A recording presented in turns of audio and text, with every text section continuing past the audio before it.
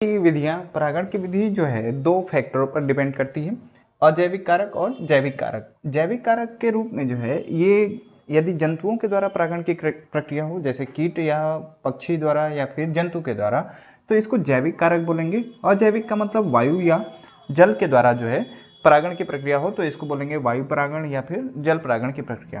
वायु परागण की प्रक्रिया जिसको एयर पॉलिनेशन या फिर जो है इसे जो है हम लोग कहते हैं एनिमोफिली। क्या कहते हैं? एनिमोफिली।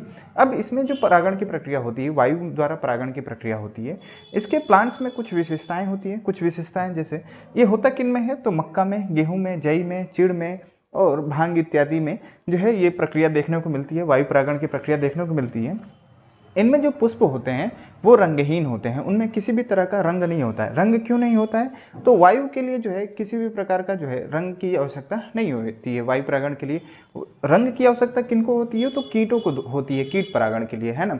जंतुओं के द्वारा परागण के लिए, क्योंकि जो कलर होता है प्लांट में वो कीटों को आकर्षित करने के लिए होता है, तो इसलिए कीटों को, कीट परागण के लिए जो है उनमें कलर होते हैं। जो वायु परागण की प्रक्रिया होती है तो उसमें जो है मकरंद भी नहीं बनते हैं, मकरंद यानी नेक्टर जो है नहीं उपस्थित होते हैं, ठीक है। उसी तरह से इसमें दल और बाह्यदल भी उपस्थित नहीं होते हैं। दल और बाह्यदल क्यों नहीं उपस्थित होते हैं? यदि दल और बाह्यदल उपस्थित होंगे या फिर होंगे भी तो छोटे होते हैं। क्यों छोटे होते हैं? क्योंकि जो है अगर ये बड़ा होगा, इसका दल वाला पार्ट बड़ा हो जाए, बाह्य दल वाले पार्ट जो है बड़े हो जाएं, तो परागण की प्रक्रिया, अगर वायु के द्वारा परागकण जो है आए इस पे, तो ये जो है इसके बाह्य दल और जो है बाह्य दल इसको रोक सकते हैं, इसलिए इन पौधों में ये अनुपस्थित होते हैं। इन पौधों में क्या होंगे? अनुपस्थित होते हैं।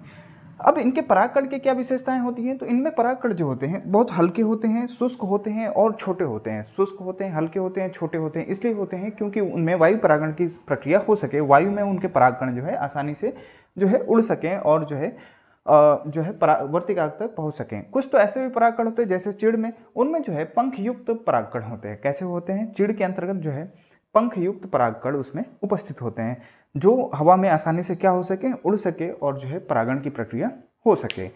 अब ऐसे ही बहुत सारे ऐसे प्लांट हैं। अगर जंतु परागण की प्रक्रिया देखा जाए तो जंतु परागण की प्रक्रिया में एक प्लांट है रेफ्लेक्सिया। ये जो है पादप जगत का सबसे बड़ा पुष्प होता है। रेफ्लेक्सिया क्या है? पादप जगत का सबसे बड़ा पुष्प है। और इसमें परागण की प्रक्रिया जो होती है मक्खी के द्वारा होता है। किसके द्वारा होता है? तो मक्खी के द्वारा होता है, ठीक है।